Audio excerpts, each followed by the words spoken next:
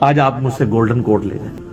رسول اللہ کی زندگی میں صحابہ کرام جو رسول اللہ سے عقیدت رکھتے تھے، آج وہ عقیدت اگر آپ نے کسی میں دیکھنی ہے نا تو وہ بریلوی ہے. اور رسول اللہ کی وفات کے بعد صحابہ کرام جو رسول اللہ سے عقیدت رکھتے تھے، وہ عقیدت اگر آپ نے دیکھنی ہے تو وہ اہل حدیث ہے. سبحان اللہ. میں نے صدیوں کی ہزاروں صفحوں کی کتابوں کو ایک جملے میں سمو دیا.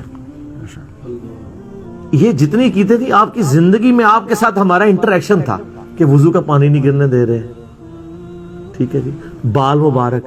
لیکن جیسے ہی رسول اللہ قبر میں گئے ہیں، صحابہ کرام کو پتہ چل گیا کہ اب ہم نے قبر سے نہیں مانگنا، قبر کی مٹی نہیں چاٹنی، آپ کی قبر پہ سجدہ نہیں کرنا، اور سٹرکٹلی توحید کو فالو کرنا ہے. جو آج اہل حدیث رونا روتے ہیں، جس کی وجہ سے اہل حدیث کو وہ کہتے ہیں گستاخ رسول ہے. تو جو عقیدت رسول اللہ کی زندگی میں صحابہ کرام کی رسول اللہ کے ساتھ تھی، وہ بریلویوں میں. ہم اس عقیدت کو غلط نہیں سمجھتے، ہم اس عقیدت کو عین ایمان سمجھتے ہیں، لیکن اس کو اس غلو کے درجے پہ نہ لے جائیں، اس کو اسی پروٹوکول کے ساتھ رکھیں. آج رسول اللہ زندہ ہوں تو واللہ میں آپ سے کبھی نہیں کہوں گا کہ آپ جا کے صلاۃ الحاجات پڑھیں. میں آپ کو شارٹ کٹ بتاؤں گا کہ بھی صحابہ کا مسئلہ ہوتا ہے سیدھا، یا رسول اللہ بارش نہیں ہو رہی. آپ نے تو کبھی نہیں کہا یار کعبے جا کے 2 نفل پڑھ اللہ کو مانگ. آج نیچے نہیں ہے، بارش شروع. صحیح بخاری، ایک صحابی کی ڈیوٹی لگائی، کام کر کے وہ قلعے سے چھلانگ لگائی، پنڈلی کی ہڈی ٹوٹ گئی. آپ کے پاس آئے عبداللہ ابن عتیق، اور اپنی پگڑی اتار کے انہوں نے اپنی پنڈلی باندھی ہوئی تھی. ٹھیک ہے، اسی ہوتے تھے پہلے کہتے یا رسول اللہ لات پنوا لی تو پیچھے ویکھ لو. آ کے پوری رپورٹنگ کی، یا رسول اللہ آپ نے جو کام کہا تھا بتایا تک نہیں کہ میری پنڈلی کی ہڈی ٹوٹ گئی ہے. وہ تو حضور نے لنگڑاتے ہوئے دیکھا تھا. آپ فرمایا یہ کیا ہوا ہے؟ کہا یا رسول اللہ چھلانگ ماری تھی تو فرمایا ادھر لا. کہتے ہیں دوبارہ کبھی درد نہیں ہوئی. مولا علی کے بارے میں بخاری مسلم میں غزوہ خیبر پہ اشعب چشم آنکھیں ہی نہیں کھل رہی ہیں. تو رسول اللہ صلی اللہ علیہ وسلم جب تک زندہ تھے نا، آج بھی زندہ ہیں اپنی قبروں میں آخرت کی زندگی کے ساتھ. اس دنیاوی زندگی میں تو اس کا پروٹوکول دنیاوی زندگی والا تھا. جیسے ہی قبر میں گئے تو آخرت کا پروٹوکول شروع ہو گیا.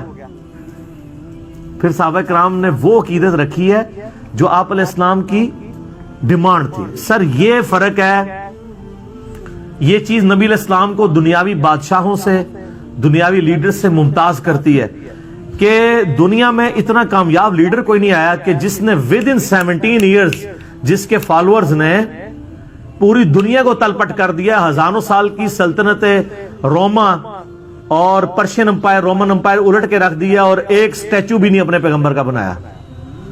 اور سر ان سے پہلے کے بڑے بڑے لیڈرز کے سٹیچوز موجود ہیں، تصویریں موجود ہیں، لیکن جو ان سے بڑا لیڈر آیا ہے اس کے فالوورز نے اس کو دنیاوی لیڈر نہیں مانا، اللہ کا پیغمبر مانا ہے. اس کی تصویر بھی نہیں رکھی یار. ورنہ اس زمانے میں اتنے اتنے کاریگر لوگ تھے، تصویر بنانا کو مسئلہ تھا. کتنے مصور تھے جو تصویریں بناتے تھے. یار ایک ہی تصویر ہمارے لیے رکھ لیتے، چلو ہم زیارت ہی کر لیتے. لیکن وہ پتا تھا کہ نبی علیہ السلام نے ان چیزوں سے منع کیا کہ بت پرستی اس سے داخل ہوتی ہے. کوئی اسٹیچو نہیں بنوایا. تو یہ میرا جملہ یاد رکھیے گا، جو آج اہل حدیث جس عقیدت کا اعزاز رسول اللہ سے کر رہے ہیں نا، یہی وہ عقیدت تھی جو صحابہ کرام کی وفات کے بعد ہو گئی تھی.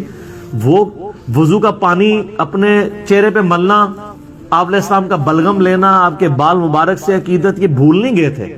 لیکن ان کو پتا تھا اب ہمارا کمیونیکیشن گیپ ہے، قیامت والے دن ملیں گے انشاءاللہ تعالی. پھر وہی کچھ کریں گے جناب کہ جو اس دنیا میں صحابہ کرام کرتے رہے. لیکن یہ ان لوگوں نے جس طریقے سے اس کو مس ہینڈل کیا ہے اور ان عقیدت کے واقعات کو سنا سنا کے اپنی چیزیں ثابت کرنے کی کوشش کی ہے، اور یہ ایک امیج دیا ہے کہ شاید ان باتوں کو وہ لوگ نہیں مانتے. سر وہ باتیں اس وقت کے لیے تھیں جو وقت تھا. آج آپ اس کو واقع کے طور پہ صحابہ کی ایک عقیدت کے طور پہ ضرور بیان کریں گے، لیکن آپ اب کچھ نہیں کر سکتے. نہ تو ہم قبر سے جا کے مٹی لے سکتے ہیں، نہ رسول اللہ سے کہہ سکتے ہیں اپنا ہاتھ باہر نکالیں. کیا کریں؟ شریعت کی پابندی ہے. ابو داؤد میں حدیث نہیں، ایک صحابی نے حضور کو سجدہ کیا، فرمایا جب میں فوت ہو جاؤں گا تم میری قبر سے گزرو گے، کیا میری قبر پہ بھی سجدہ کرو گے؟ کہا نہیں۔ اس صحابی جو حضور کو ڈائریکٹ سجدہ کر رہا ہے اس کو بھی یہ پتا ہے کہ قبر پہ نہیں کرنا، تو آپ فرمایا مجھے پھر کیوں کرتے ہو؟ اگر میں سجدہ جائز سمجھتا تو بیویوں سے کہتا اپنے خامدوں کو سجدہ کرے اس حق کے سبب جو اللہ نے دیا ہے۔ اس پہ تو ہم کتنا رونا روئیں، لیکن اللہ کا شکر ہے میں بڑا پر امید ہوں اللہ کے فضل سے۔ میں نے 2012 میں ایک بات کی تھی گستاخانہ عبارات والے لیکچر میں 71B میں، جو اس وقت بہت لوگوں کو بری لگی تھی۔ میں نے کہا تھا کہ جب تک بریلوی حق نہیں قبول کریں گے تبدیلی نہیں آئے گی۔ جس طرح کے قریش مکہ نے جب تک رسول اللہ کی بات نہیں سمجھی تبدیلی نہیں آئی ہے، بڑے لیول پہ تو تبدیلی اس کی وجہ سے۔ اور میں نے کہا تھا کہ انشاءاللہ یہ لیکچر ڈیسائسو ہوگا، میں نے ان کا ایشو آئیڈینٹیفائی کر لیا ہے۔ تو سر دیکھ لیں اس وقت ہماری دعوت اٹھائی بریلویوں نے، میرے جتنے اس وقت چینلز چل رہے ہیں نا، Muslim only, true Muslim, understand Islam, یہ سب لوگ بریلوی تھے۔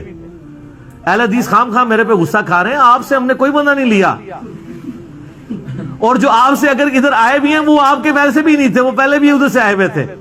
ان کو جب پتا چلا ہم آدھی منزل پہ پہنچے ہوئے ہیں، اب آگے بھی جانا ہے، تو وہ آگے وہ کل ہمارا وہ زرد پگڑی والا لیکچر اپلوڈ ہوا ہے، آپ نے دیکھا ہے؟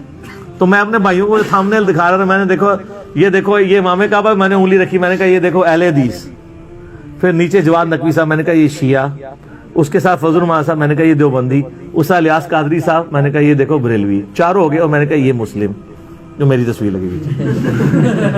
اس کا یہ مطلب نہیں وہ مسلم نہیں ہے، مراد یہ ہے کہ ہم اس پلیٹ فارم سے بات کر رہے ہیں کہ ہم ان ساروں کو مسلمان سمجھتے ہیں، ان کے پیچھے نمازیں پڑھتے ہیں، ان کو چندہ دیتے ہیں، اور ان کی کمزوری کے لیے ہی کافی ہے کہ یہ مسلم بات کرنے والے کو اپنا دشمن سمجھتے ہیں۔ تو سر کوئی نہیں، ہم نے کوئی مایوسی نہیں ہے، پبلک پہ محنت کریں، انشاءاللہ وہ قبول کریں گے۔